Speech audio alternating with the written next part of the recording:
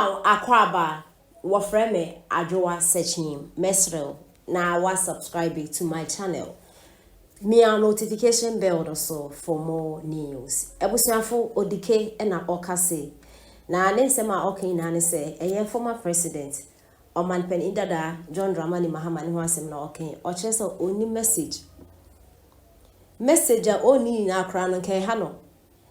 Na message ba ko pa Oman Pen Indada Mahama na NDC for dia to dwa no Odike no dwe ho onte ase. He doesn't think madness ni na eye 24-hour economy. Odike say even Germany krana omo ndwuma kese krano. Emu be 20% depending 24-hour economy. How much more Ghana? NDC for be Ghana so for over 20 something years a campaign back on pomunsi you know. One penda da Mahama be 24-hour economy na campaign be na de ba be. Ana enkranfo no one penda da Mahama so on the kinkina mekope no openo. Kinkina no beton anajo. Ana asese. Odike so one penda da Mahama ni message. Wa kana dwen a kire no yintinsi Odike e de etudwa. Only message 24-hour economy on tiase no bekan me as a businessman baby e just say ye enterprise economy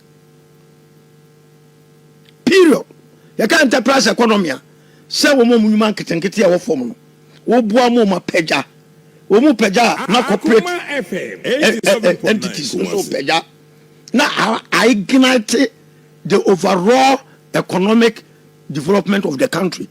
Now, my business and get now will be a admegu. Also, Baba, a 24-hour economy. At one area 24-hour economy. It is not possible. Just all my money, Jan and Aso. Yano Crano, and Crow Mutimia Chibuano, Germany Cra, Omuya high, heavily industrialized nation. Omuya only 7%, 24-hour. Omuya 24, Omuya just 7%. 24-hour. But your mama will never say no. Or your mama doesn't understand. Oh, please. And why the police? Masa, maybe I'll come. But it is serious to say, sir, on Tiasia. Tia dia me kan. Me a businessman. Me edwa dia be na me ni bie. Me a businessman, me international businessman. And a ba sikasemu entutu so a me ya de. Me say your mama asem no kan on Tiasia. Already what the public sector redistribution and a DVLA and a one DVLA, my make some show. So more run shift intensive. No more license more be within 3 months. Within because your friend is saying I said the mama do come to us here. Or so just say or baby increase productivity, yes, sir. But and your public sector because the public sector so give you a license more within 3 months and yet maybe no be. I said they also be developed renewed. I don't make say so we intensify production. Emma distribution ya equilibrium. If I what you say. Obi anya na de. No obi anya bi wi a wan ko pedim. I don't say passport office. Passport. No, obi anya passport within 3 months. Passport office omobey die biem. You see, obi edadawa e wo so hu. In any case, it will be a Ghana journey. Passport to pay at this one. So be a nebina obewo. As more can I see. One just here baby. Your mama doesn't have any vision for this country. Next summer can as we are desperate no power. Nempo can be bina memfa nkodo do na menye power. And a message part. Look, again a man dependent part.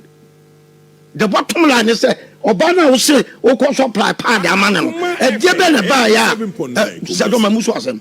The Ben our girlfriend can also men's can cut part. Maybe one man just I just can't Ghana phobia. And I could go through 8 years your mama. Your mama only message 24-hour economy on Tiasia no bekai. Me as a businessman, baby I just say ye enterprise. Time now all say or pay young fan man no. Na ye nimu say ye the man obe disappointed. But Nifa FN say Nyame adomo December is just around the corner. 7th December. ebufuo na ewo Ghana fuo mu so ombeto e de tia His Excellency John Dramani Mahama no sabufuo no apepepe e na omadi na fuo mu se no ye to atia e de say sosu because ejuma no hu so ena no e na ye program bi e wa hanom me bisa me tie papa yiwe ye e na me say oh enti sosu okrakra nie enti sosu nyina no we wie I mean is this your value? Unfortunately, Mr. Mofa, omu ni madina hanomo no. Omu hwe radio.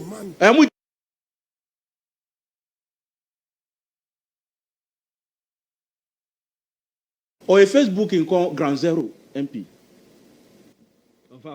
Me say lawyer Sosu onankasa onim say o a Facebook in call Ground Zero oye. Ground there she ni honum. But December is just around the corner.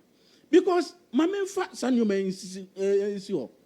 Only said the first time I saw Ebeba radio, so as far as Medina is concerned, a demonstration be a Okwako ye or Otini be a mensa quan. Sabi, we are Mrash Shebedweni, Ushemra. Nasa Ushemra so a big here so bedim ranoso. And I yes, sir. And it's saying, sir, demonstration now also kwakoyeno. A yamra kwanso na efa so demonstration. Okoye demonstration no ya okoye nia emfata no. Afe mra no ehwehwe wa so so dwane. Yehwehwe na yehunu. Na nia nti a okoye sa demonstration no, amofa sa onkae a ansa na obeba bedi MP no, okọ ayimensa damfa. Kwema honum nyina ekoye campaign say no, sa kwan no oba obeye.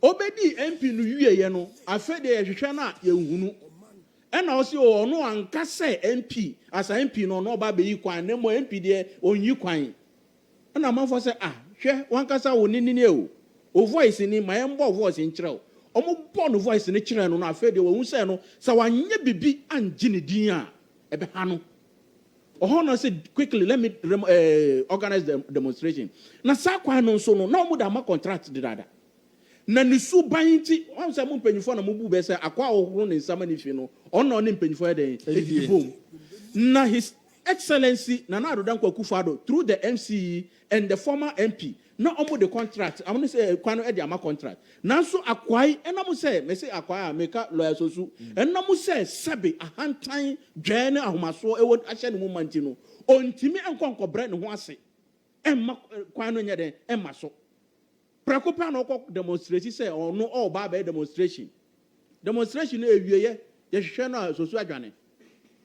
Na meka ade ahye nyame anuonyam say ena me no ka say. Koso. Okọ sa kwa no ho a anase wo de oka ekofa sa kwa no so eye otini bi ayi mensa to otini bi kwa no se a. Enam drip project ni nti ya je sa kwa no so a ene ofa so a eda ho yo. Edahoyo into ukono say you see that project na me fasa kwanya so e de aka enanu tema kwan no so omo agusu kama efi se yanya MP